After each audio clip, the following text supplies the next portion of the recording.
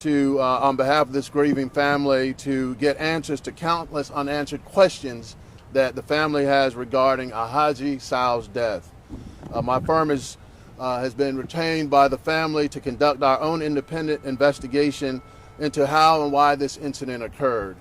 Our primary concern is why non-lethal options weren't considered or used in this case, and more significantly, why the security officer for Florida Tech only had a gun and did not have any type of non-lethal mechanism. On a college campus, there will undoubtedly be mental health crises that will have to be addressed by the officials of that campus. And they do not always require lethal force. The campus security officer's only mechanism of dealing with students is a gun. Untold lives will unnecessarily be lost and or negatively impacted. We're also investigating the crisis management training required of the Melbourne police officers, Melbourne police force, and if such mandate requires Florida Tech to also have that type of training and to implement it. And if there was crisis management training, whether that was implemented, whether those steps were followed, whether the use of force matrix was followed in dealing with Alhaji and his mental health crisis. We know that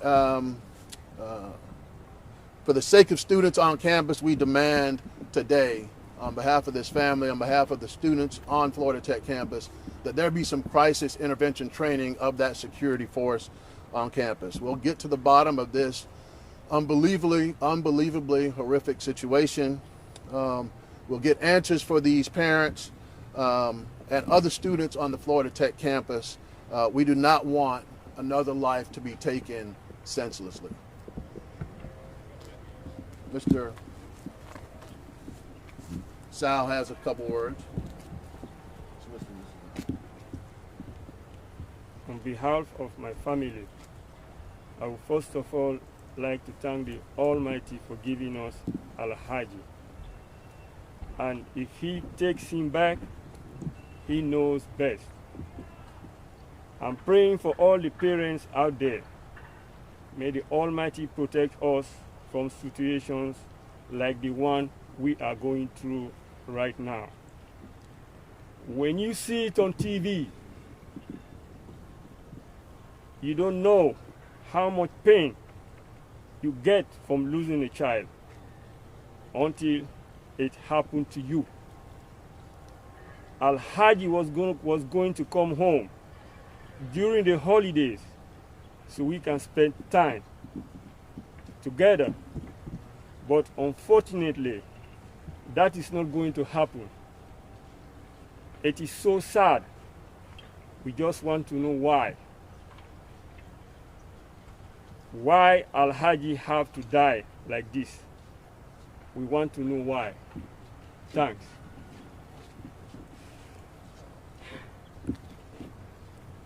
Sure, I'll take any questions.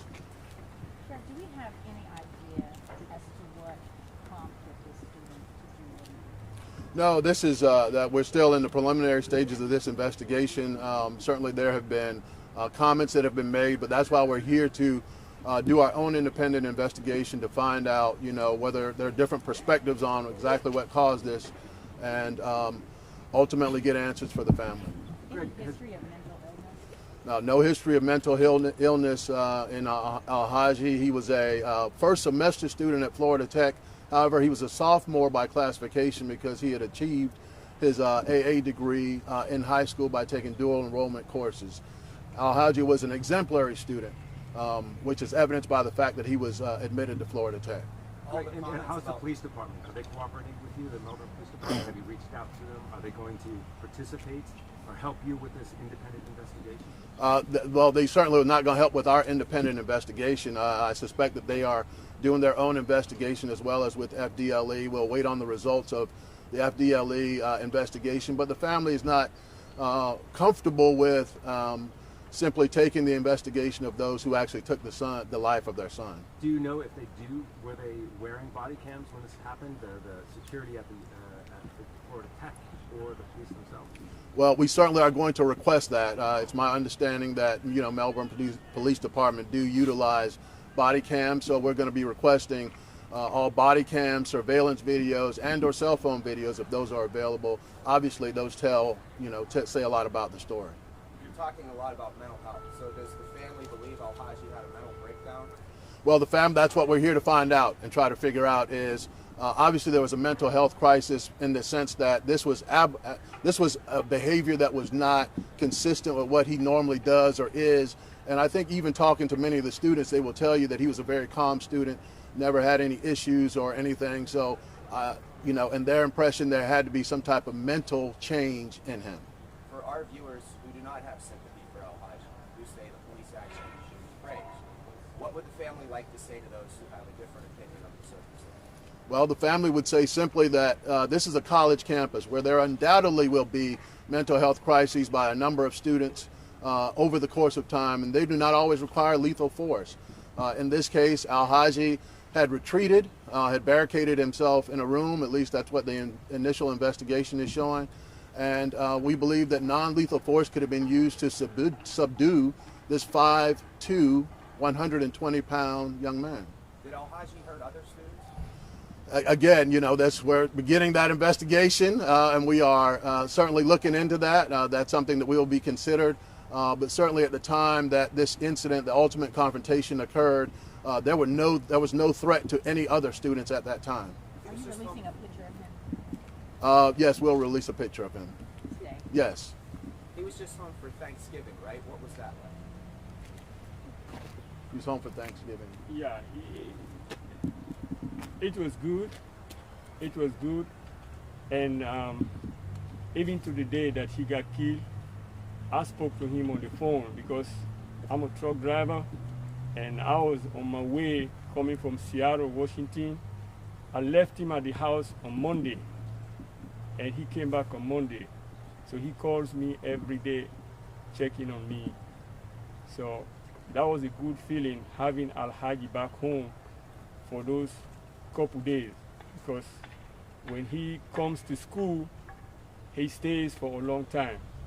So it's just those couple days that he comes home, that's all we have with Al-Haji. And now, that's not gonna happen no more.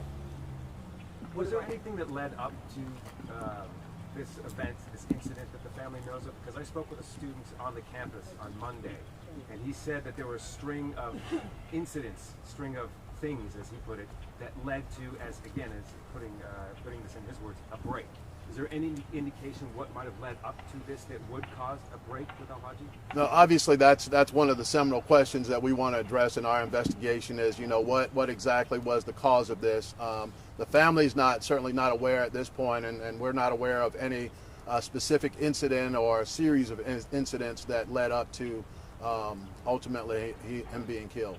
Are you planning to pursue any legal action as of right now, or are you waiting for the investigation, investigation to be complete? Sure, yeah, we're going to wait for our investigation to be complete. We don't want to, move forward on speculation at all. We want to make sure that we are on solid footing and understand exactly what happened, why it happened, and taking, Al-Haji's life. Do you know what building he was confronted and shot in? We don't even have those. We don't have those details currently either. Like I said, I've just been retained, and we're beginning our preliminary investigation of that.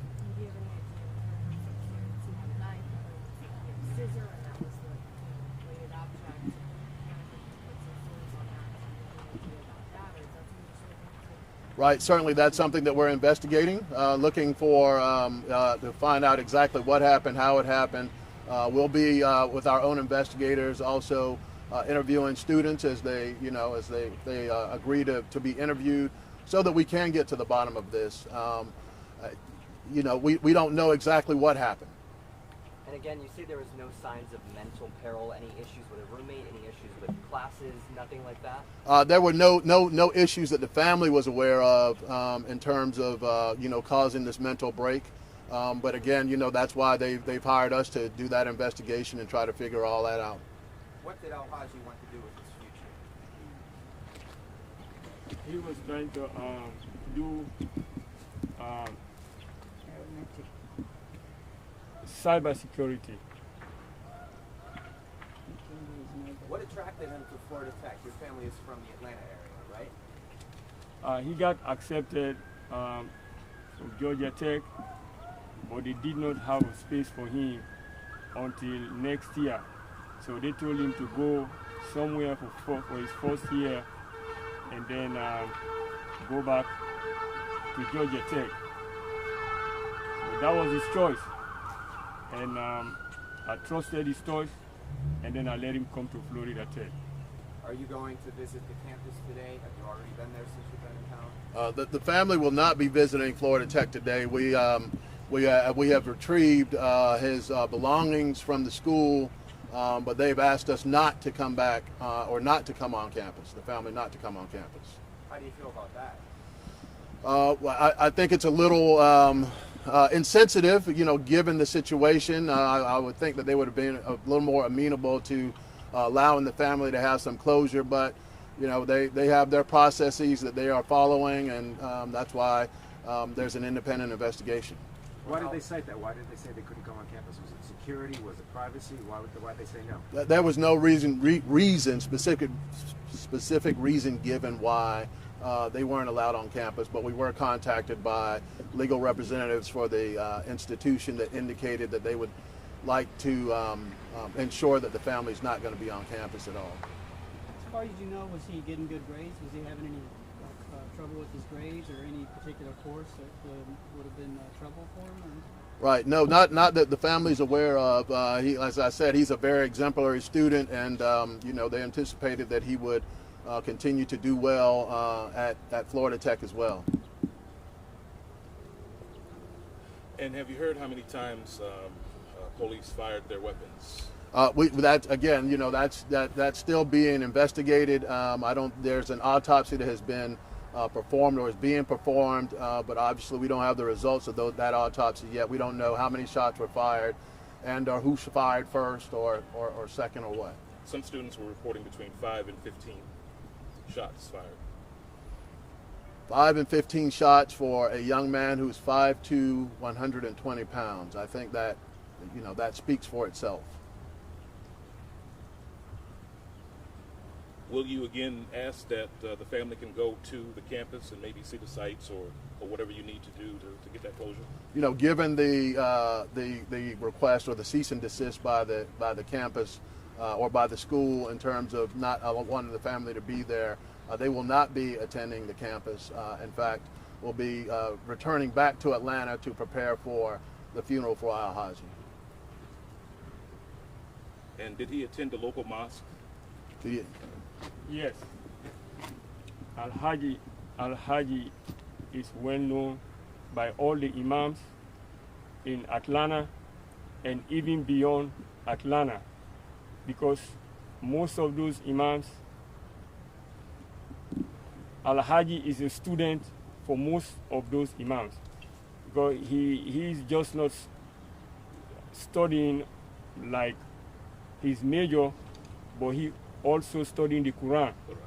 He knows how to read the Quran, and Al-Haji knows what the Quran tells us and how to live our life. So most of the imams in Atlanta, in the Atlanta area, knows Al-Haji. And where are you and your wife from originally? I'm from Sierra Leone, West Africa, and my wife is from Guinea, West Africa. Sir, what do you miss the most about your son? I mean, my son, he serves, Al-Haji don't go nowhere. He stays home. Al-Haji is an obedient child. Even Al-Haji is good. Even if you kill a fly, like when you kill a fly at the house, Al-Haji will say, don't kill that fly. That fly have a life. That fly have a right to live. So when they told me about Al-Haji, when the school called me about Al-Haji, I was driving. And then I told them, that's not my son. I said, I know my son, that's not my son. Al-Haji is not going to take a knife. But if Al-Haji have a knife, something happened in that campus to make Al-Haji carry a knife. If Al-Haji had a knife, that's exactly what I told the school. So So what time did you get that call? What time did you get that call? that was between 10 to 11 a.m. Kentucky time. So that's maybe like 12, between 11 and 12 you guys time. So it was after midnight. No, a.m. A.M. in the morning, Saturday. Yeah. Right. Yeah. Right. Saturday morning. Saturday morning. So Almost 12 hours after. exactly. Right.